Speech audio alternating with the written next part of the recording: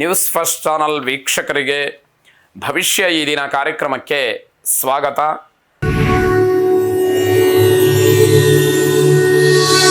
ಮೊದಲು ಮೇಷರಾಶಿಯವರಿಗೆ ನಿದ್ದೆಯ ಅಭಾವದಿಂದ ಆರೋಗ್ಯದಲ್ಲಿ ವ್ಯತ್ಯಾಸಗಳು ಆಗಬಹುದು.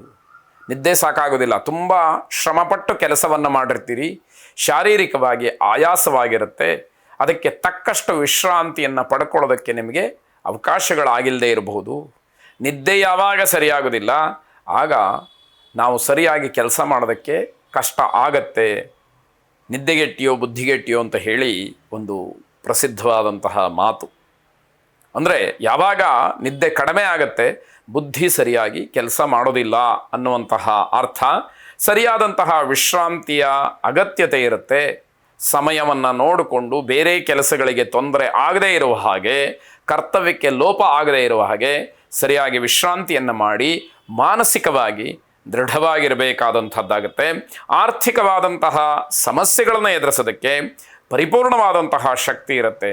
ಪ್ರತಿಯೊಬ್ಬರಿಗೂ ಕೂಡ ತಮ್ಮದೇ ಆದಂತಹ ವ್ಯವಹಾರಗಳು, ತಮ್ಮದೇ ಆದಂತಹ ವ್ಯಾಪಾರ, ತಮ್ಮದೇ ಆದಂತಹ ವೃತ್ತಿ ಉದ್ಯೋಗಗಳಲ್ಲಿ ಒಂದಷ್ಟು ವ್ಯತ್ಯಾಸಗಳನ್ನು ಕಾಣುವಂಥದ್ದು ಸಾಂಸಾರಿಕವಾಗಿ, ಅಥವಾ ಪ್ರತಿಯೊಂದು ವಿಚಾರದಲ್ಲೂ ಕೂಡ ಆಗಲೇಬೇಕಾದಂತಹ ಕೆಲವು ಅನಿವಾರ್ಯ ಕೆಲಸಗಳು, ಇವೆಲ್ಲವನ್ನು ಗಮನಿಸಿದಾಗ ಹಣಕಾಸಿನ ವಿಚಾರದಲ್ಲಿ ಸ್ವಲ್ಪ ಮಟ್ಟಿಗೆ ಏರುಪೇರು ಆಗ್ತಕ್ಕಂಥದ್ದಿರುತ್ತೆ.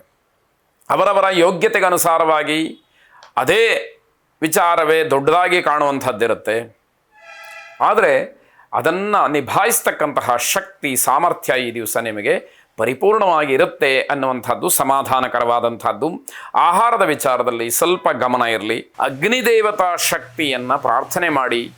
ವಿಶೇಷವಾಗಿ ಅಗ್ನಿಗೆ ಎಲ್ಲವನ್ನೂ ಕೂಡ ಸುಡುವಂತಹ ಶಕ್ತಿ ಇರುತ್ತೆ. ಆದರೆ ಇಲ್ಲಿ ಕೆಡಕನ್ನು ಮಾತ್ರ ದಹಿಸಲಿ ಅಂತಕ್ಕಂತಹ ಭಾವನೆ ಇರಲಿ. ಆ ಪರಿಶುದ್ಧತೆಯನ್ನು ನಮಗೆ ಕೊಡಲಿ ಅನ್ನುವಂತಹ ಭಾವನೆಯಿಂದ ಸ್ತುತಿ ಮಾಡಿ. ಶುಭವಾಗಿ. ವೃಷಭ ರಾಶಿ, ಕಾನೂನಿನ ವಿಷಯವನ್ನು ಅಧ್ಯಯನ ಮಾಡ್ತಾ ಇರತಕ್ಕಂತಹ ವಿದ್ಯಾರ್ಥಿಗಳಿಗೆ ತಮ್ಮ ತಮ್ಮ ಕ್ಷೇತ್ರದಲ್ಲಿ ಹಿನ್ನಡೆಯಾಗ್ತಕ್ಕಂತಹ ಸೂಚನೆ ಇದೆ.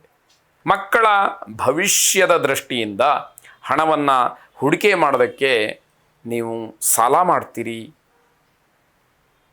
ಸಾಲ ಆದರೂ ಪರವಾಗಿಲ್ಲ, ನಾನು ಮಕ್ಕಳಿಗೆ ಏನಾದರೂ ಒಂದು ಮಾಡಿಡಬೇಕು, ಸಾಲವನ್ನು ನಾನು ತೀರಿಸ್ಕೊಳ್ತೀನಿ ಅನ್ನುವಂಥದ್ದು. ಆದರೆ ಅಂಥದಕ್ಕೆ ಇದು ಸಕಾಲ, ಒಳ್ಳೆಯ ಸಮಯ ಅಂತ ಹೇಳಬೇಕಾದಂಥದ್ದು. ಮಾತಿನ ಭರದಲ್ಲಿ, ಮಾತಾಡುವಂತಹ ಒಂದು ಉದ್ವೇಗದಲ್ಲಿ, ಖುಷಿಯಲ್ಲಿ, ಅನಗತ್ಯವಾದಂತಹ ವಿಚಾರಗಳಲ್ಲಿ ಸಿಗಾಕೊಂಡ್ಬಿಡ್ತೀರಿ.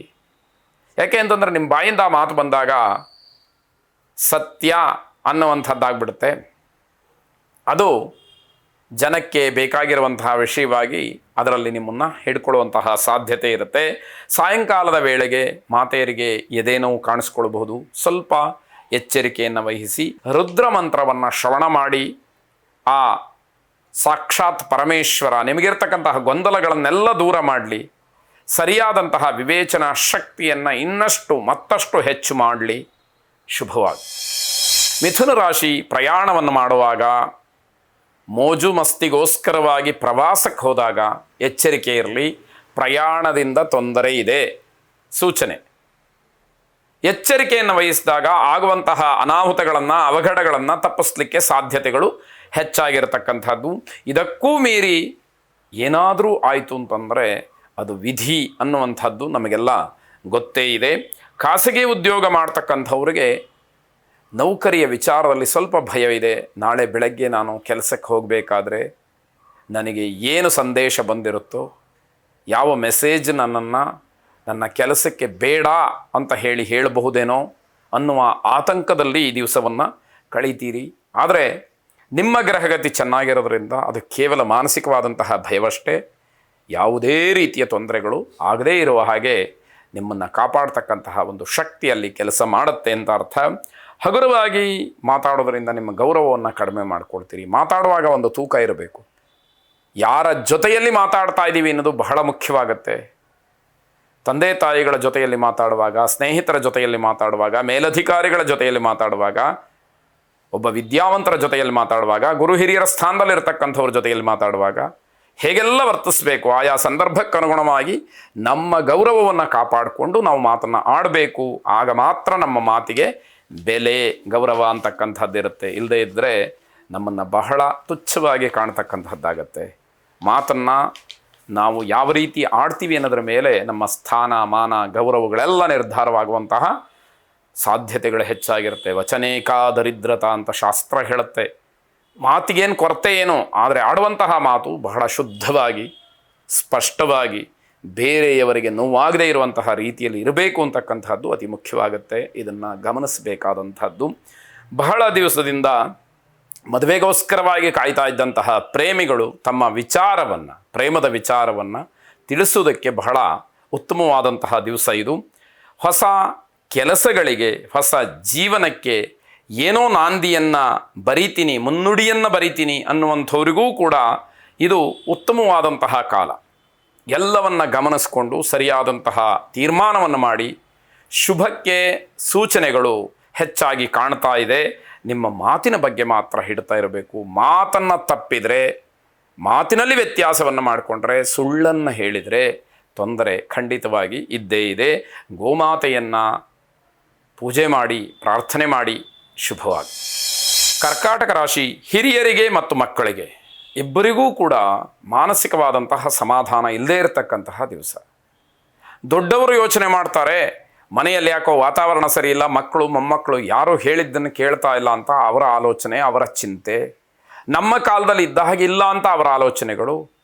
ಮಕ್ಕಳು ಮೊಮ್ಮಕ್ಕಳು ಯೋಚನೆ ಮಾಡ್ತಾರೆ, ಇವರಿಗೆ ವಯಸ್ಸಾಗಿದೆ, ನಮ್ಮನ್ನು ಅರ್ಥ ಮಾಡ್ಕೊಳ್ತಾ ಇಲ್ಲ, ನಾವು ಹೇಳಿದ್ದು ಯಾವುದನ್ನೂ ಕೇಳಲ್ಲ.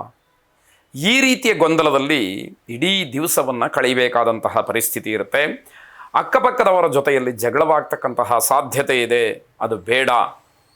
ಪ್ರತಿನಿತ್ಯವೂ ಕೂಡ ಅವರ ಸಂಪರ್ಕ, ಅವರನ್ನು ನೋಡಬೇಕಾದಂಥದ್ದು, ಅವ್ರ ಜೊತೆ ಮಾತಾಡಬೇಕಾದಂಥದ್ದು ಇರುತ್ತೆ.